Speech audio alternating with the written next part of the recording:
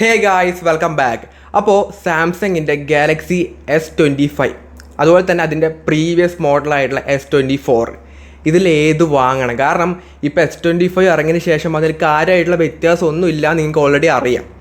അപ്പോൾ വാങ്ങുന്നുണ്ടെങ്കിൽ S25 വാങ്ങേണ്ട ആവശ്യമുണ്ടോ? ഈ രണ്ടും കമ്പയർ ചെയ്ത് നോക്കി കഴിഞ്ഞാൽ എന്തൊക്കെ വ്യത്യാസങ്ങളാണ് ഉള്ളത് എന്നുള്ളതാണ് മെയിനായിട്ട് നമ്മൾ ഈ ഒരു വീഡിയോ നോക്കുന്നത്. അപ്പോൾ നിങ്ങൾക്ക് ഇതിലേത് ഫോൺ വാങ്ങണ്ടേ എന്നുള്ള ഒരു ക്ലാരിഫിക്കേഷൻ ഇതിൻ്റെ ലാസ്റ്റ് നിങ്ങൾക്ക് എന്തായാലും കിട്ടും. അപ്പോൾ നിങ്ങൾ ഈ ഒരു വീഡിയോ ഫുള്ളായിട്ട് കാണാം.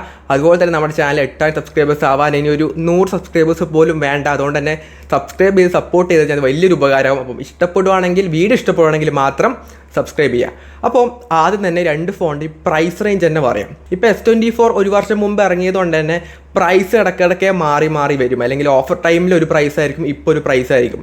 ഇപ്പം ആമസോണിൽ നോക്കിയ സമയത്ത് ഈ ഒരു ഫോൺ രണ്ട് വേരിയൻ്റ് ആയിട്ടാണ് വരുന്നത്. ഒന്ന് base model 8GB 128GB 8GB 256GB ആയിട്ടാണ് വരുന്നത്.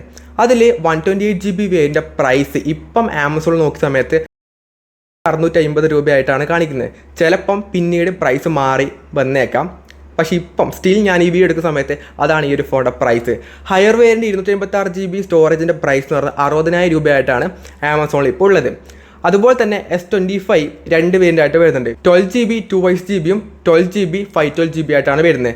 ഇതിലെ ബേസ് മോഡലായിട്ടുള്ള 256GB സ്റ്റോറേജിൻ്റെ പ്രൈസ് എന്ന് പറഞ്ഞാൽ 81,000 രൂപയാണ്. ഹയർ വേരിയൻ്റ് ആയിട്ടുള്ള 512GB സ്റ്റോറേജിൻ്റെ പ്രൈസ് എന്ന് പറഞ്ഞാൽ 93,000 രൂപയായിട്ടാണ് പ്രൈസ് വരുന്നത്. അത് ആമസോണിലും ഫ്ലിപ്കാർട്ടിലും എവിടെ പോയാലും ഈ ഒരു പ്രൈസ് പോയിന്റിലായിരിക്കും ഇപ്പോൾ ഈ ഒരു ഫോൺ കിട്ടുന്നത്. അപ്പോൾ അത്യാവശ്യം വലിയ രീതിയിലുള്ള പ്രൈസ് ഡിഫറൻസ് തന്നെ രണ്ട് ഫോണും തമ്മിലുണ്ട്. S24 ആണെങ്കിൽ 8GB റാം വേരിയൻ്റ് മാത്രമേ കിട്ടുന്നുള്ളൂ. S25 12GB റാമിലാണ് സ്റ്റാർട്ട് ചെയ്യുന്നത്. അതൊരു വലിയൊരു മേജറായിട്ട് ഡിഫറൻസ് ആണ്. അതുപോലെ തന്നെ S25 ആണെങ്കിൽ 512GB വേരിയൻ്റ് കൂടെ വരുന്നുണ്ട്. അതും കൂടെ നോക്കാം. ഇനി ഇതിൻ്റെ രണ്ടിൻ്റെയും ഡിസൈൻ ഇതാണ്. രണ്ടിൻ്റെയും ഡിസൈൻ എന്ന് പറഞ്ഞത് എങ്ങനെയുണ്ട്? ആകെ ആ ഒരു ക്യാമറക്കൊരു റിങ് കൊടുത്തു എന്നല്ലാതെ കാര്യമായിട്ടുള്ള വ്യത്യാസമൊന്നും ഡിസൈൻ്റെ കാര്യത്തിൽ വന്നിട്ടില്ല. അതുപോലെ തന്നെ പുതുതായിട്ടുള്ള കളേഴ്സും S25 വരുന്നുണ്ട് എന്നല്ലാതെ വേറെ ഒന്നുമില്ല. അതാണ് മെയിൻ ഡിഫറൻസ്. പിന്നീട് വെയിറ്റ് ആൻഡ് തിക്നെസ്സിലും അത്യാവശ്യം വലിയ രീതിയിലുള്ള ഒരു ഡിഫറൻസ് വന്നിട്ടുണ്ട്. വെയിറ്റ് ആണെങ്കിൽ S24 167 ഗ്രാം വെയിറ്റും 7.6 mm തിക്നെസ് ആയിട്ടാണ് വരുന്നത്. S25 ആണെങ്കിൽ 162 ഗ്രാം വെയിറ്റും 7.2 mm തിക്നെസ് ആയിട്ടാണ് ആ ഒരു ഫോണിൽ വരുന്നത്. സോ കുറച്ചും കൂടെ ലൈറ്റ് വെയിറ്റ് ആയിട്ടുണ്ട്. കുറച്ചും കൂടെ ഓൾറെഡി S24 ലൈറ്റ് വെയിറ്റ് ആയിട്ടുള്ള മോഡലാണ്. അപ്പോൾ അതിനെക്കാട്ടിയും വെയിറ്റും തിക്നെസ്സും പിന്നെയും കുറച്ചുണ്ട് S25 വരുന്ന സമയത്ത്. അതൊരു മേജറായിട്ട് ഡിഫറൻസ് ആയിട്ട് പറയാവുന്നതാണ്. പിന്നീട് ബാക്കിൽ രണ്ട് ഫോണിനും ഗൊറില്ല ഗ്ലാസ് വിക്ടസ് 2 പ്രൊട്ടക്ഷനാണ് കൊടുത്തുള്ളത്. അലുമിനിയം ഫ്രെയിമാണ് രണ്ട് ഫോണിന് വരുന്നത്. അതിലൊന്നും കാര്യമായിട്ടുള്ള യാതൊരു തരത്തിലുള്ള വ്യത്യാസം വന്നിട്ടില്ല. കുറച്ചും കൂടെ ചെറുതായിട്ട് ഡയമെൻഷൻ കുറച്ചും കൂടെ ചെറുതായിട്ട് S25 വന്നു എന്നേ ഉള്ളൂ. അതൊന്നും നമുക്കങ്ങനെ ഫീൽ ചെയ്യാത്ത സംഭവമാണ്. എന്നാലും ഡയമെൻഷൻ നോക്കുന്ന സമയത്ത് ചെറിയൊരു വ്യത്യാസം അതിലുണ്ട് എന്നേ ഉള്ളൂ. അപ്പം ഇതാണ് ഡിസൈനെ പറ്റി പറയാനുള്ളത്. അതായത് വലിയ മേജറായിട്ടുള്ള ഒരു കാര്യം മാറ്റില്ല. ആകപ്പാട് വെയിറ്റും തിക്നെസ്സും കുറഞ്ഞ ഒരു ക്യാമറയ്ക്ക് ഒരു റിങ് കൊടുത്തു. നിങ്ങൾക്ക് വേണമെന്നുണ്ടെങ്കിൽ എനിക്ക് തോന്നുന്നു ക്യാമറയ്ക്ക് ലെൻസൊക്കെ വെക്കാറില്ല പ്രൊട്ടക്ഷന് വേണ്ടി. ആ ലെൻസിൽ ചിലപ്പം ഈ ഡിസൈനൊക്കെ വന്നു കഴിഞ്ഞാൽ അത് ഒട്ടിച്ച് കഴിഞ്ഞാൽ ഇതും S25 ആവും. S24 ഉള്ള ഫോണൊക്കെ ആണെങ്കിൽ. S23 ആണെങ്കിലും ക്യാമറയ്ക്ക് ഒരു ലെൻസ് വെച്ച് കൊടുത്താൽ റിങ്ങിലെ ലെൻസ് ചിലപ്പോൾ ഇറങ്ങാം, എന്തായാലും ഇറങ്ങും. അപ്പോൾ അത് വെച്ച് കൊടുത്താൽ ഡിസൈൻ ഒരുപോലെ തന്നെയായി. മേജറായിട്ട് അപ്ഗ്രേഡ് ചെയ്യേണ്ട വലിയൊരു വ്യത്യാസം ഒന്നും S25 വന്നിട്ടില്ല. ദെൻ അടുത്തതാണ് ഡിസ്പ്ലേ.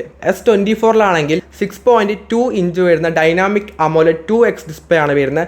120 Hz ഹൈ റിഫ്രഷ് റേറ്റും വരുന്നുണ്ട്. 2600 നിറ്റ്സിൻ്റെ പീക്ക് ബ്രൈറ്റ്നസ് ആണ് കൊടുത്തുള്ളത്. കോർണിംഗ് ഗൊറില്ല ഗ്ലാസ് വിക്ടസ് 2 പ്രൊട്ടക്ഷനും ഫ്രണ്ട് ഡിസ്പ്ലേക്ക് വരുന്നുണ്ട്. ഇതേ സെയിം ഡിസ്പ്ലേ ആണ് S24 വരുന്നത്. ഒരു വ്യത്യാസവും വരുന്നില്ല.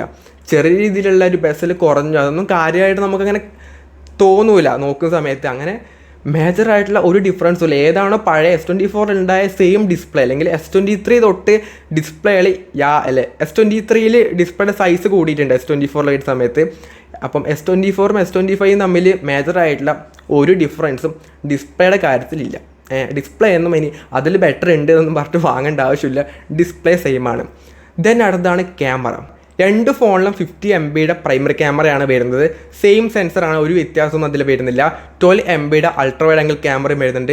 10 MB ഒരു ടെലിഫോട്ടോ 3x ടെലിഫോട്ടോ രണ്ട് ഫോണിന് വരുന്നുണ്ട്. സെൽഫി ക്യാമറ ആണെങ്കിൽ 12 MB സെൽഫി ക്യാമറ രണ്ട് ഫോണിൽ വരുന്നുണ്ട്. രണ്ട് ഫോണിനും റിയറിൽ 8K 30 FPS വരെ മാക്സിമം ഷൂട്ട് ചെയ്യാൻ വേണ്ടി പറ്റും. ഫ്രണ്ടിലും 4K 16 FPS മാക്സിമം ഷൂട്ട് ചെയ്യാൻ വേണ്ടി പറ്റുന്നുണ്ട്. അപ്പോൾ ക്യാമറയുടെ കാര്യത്തിൽ ഒരു വ്യത്യാസവും ഇല്ല. S24 എങ്ങനെയാണോ അത് തന്നെയാണ് S25. കാര്യമായിട്ട് ഒരു വ്യത്യാസം ക്യാമറയുടെ ഭാഗത്ത് കൊണ്ടുവന്നില്ല. അപ്പോൾ ക്യാമറയും നിങ്ങൾ അതിൽ ഭയങ്കര ക്യാമറ ഉണ്ട് എന്ന് വെച്ച് പോകേണ്ട ആവശ്യമില്ല. പ്രോസസ്സറൊക്കെ മാറിയതുകൊണ്ട് തന്നെ അതിൻ്റേതായിട്ടുള്ള ചെറിയ രീതിയിലുള്ളൊരു ഡിഫറൻസ് ക്യാമറയിൽ ഉണ്ടാവുമെന്നല്ലാതെ മേജറായിട്ടുള്ള വ്യത്യാസം ഒന്നും ക്യാമറയിൽ ഉണ്ടാവില്ല. അത് നിങ്ങൾ നോട്ട് ചെയ്യുക. അതായത് ഡിസ്പ്ലേ സെയിമാണ്, ക്യാമറയും സെയിമാണ്. ദെൻ അടുത്താണ് പെർഫോമൻസ് വൈസ് ഭയങ്കര അധികം ഡിഫറൻസ് വന്നിട്ടുണ്ട്. അതായത് S24 എക്സിനോസിൻ്റെ 2400 എന്ന ചിപ്സെറ്റാണ് ആ ഒരു ഫോണിൽ വരുന്നത്. S25 കോൾകോം സ്നാപ്ഡ്രാഗൻ്റെ 8 Elite വരുന്നുണ്ട്. സോ വലിയ ഡിഫറൻസ് തന്നെ പെർഫോമൻസിൻ്റെ കാര്യത്തിൽ വരുന്നുണ്ട്.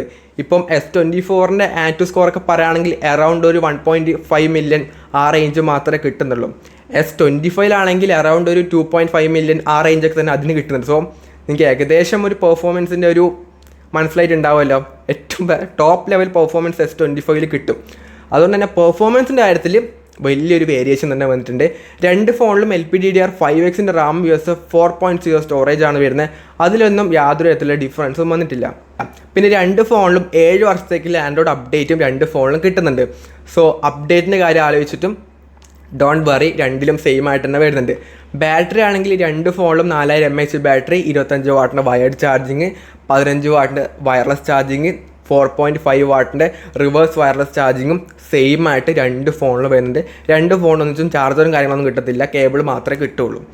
അപ്പോൾ ഡിഫറൻസ് വൈസ് പറയുകയാണെങ്കിൽ ആകെയുള്ളൊരു ഡിഫറൻസ് എന്ന് പറയുന്നത്, ഫസ്റ്റ് ഓഫ് ഓൾ S25 വരുന്ന സമയത്ത് റാം കൂടുതലുണ്ട്, സ്റ്റോറേജും കൂടുതൽ വരുന്നുണ്ട്, വേരിയൻസ് അധികം വരുന്നുണ്ട്.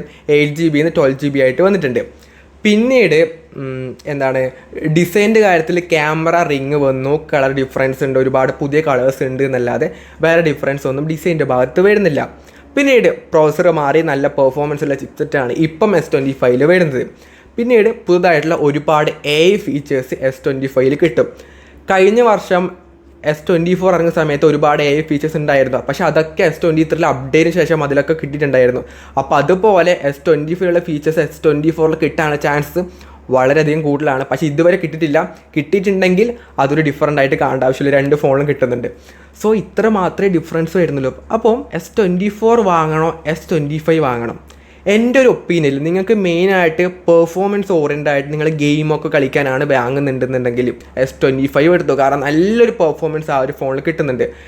എക്സിനോസുള്ള ചിപ്സെറ്റ് അറിയാമല്ലോ, ഇപ്പം വാങ്ങിച്ചു കഴിഞ്ഞാൽ കുഴപ്പമുണ്ടാവില്ല, പിന്നീട് ഫ്യൂച്ചറിൽ അതിൻ്റെ സ്ലോ ആയി വരും.